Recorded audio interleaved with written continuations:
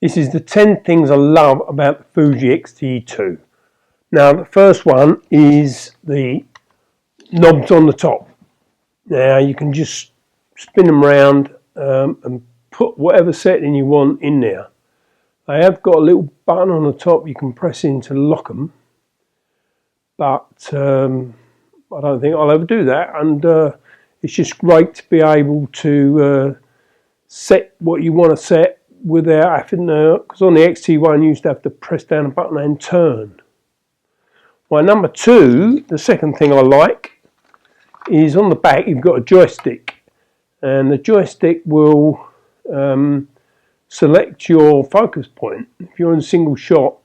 So you move that about and can select your focus shot. If you press the joystick in, it brings up the where you're, you can adjust it. You can use a command dial at the back to make the area bigger or smaller. If you have the power booster, then the joystick, you've got the joystick there as well. So it's well worth getting the power booster. It does make it a bit more bigger, bulkier, but you can put 2 batteries in the bottom here, so you can end up with 3 batteries. So it's well worth doing. The third thing I love about the Fuji X-T2 is the flippy out screen. Well, it doesn't completely flip out or flip round, but they've added a new little switch to allow you to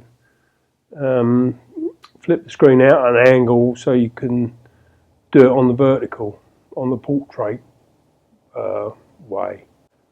The next thing I love about the Fuji X-T2 is the back command dial. Now, if you press this in, it gives you focus assist.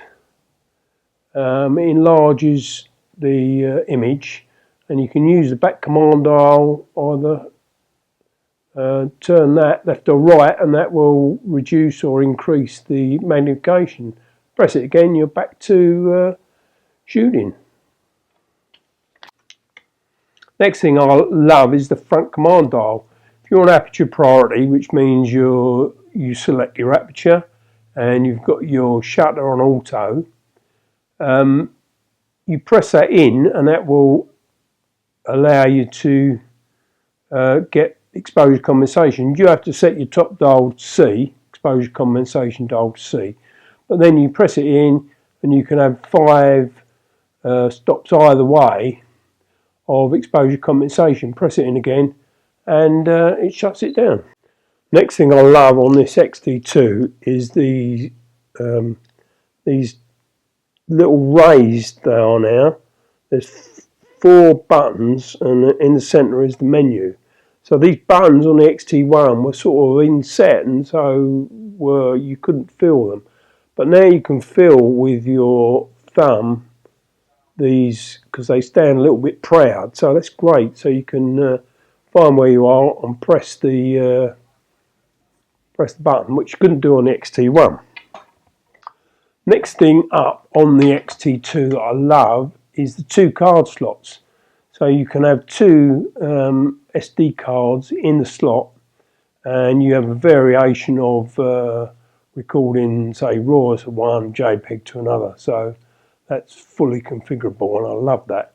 And the little door on the side is also good. It's improved. It sort of unclicks and it's on a spring, and then you press it shut and it clicks shut. So that's good.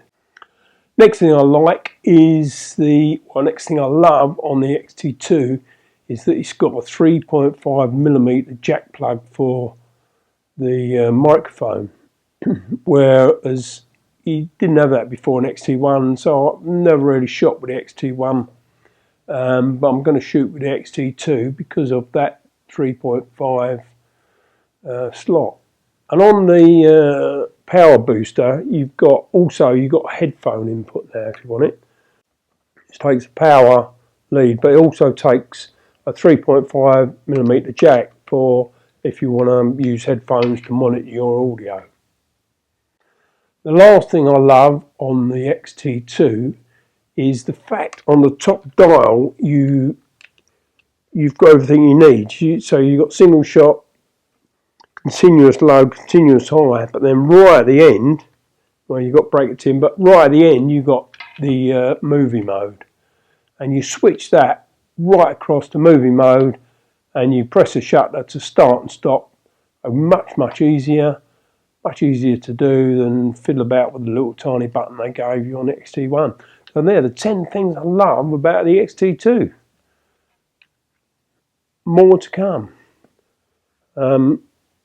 We got to test this out, and we got the booster, and it's real well worth getting the grip, because you've got a boosted level, allows you to do different things.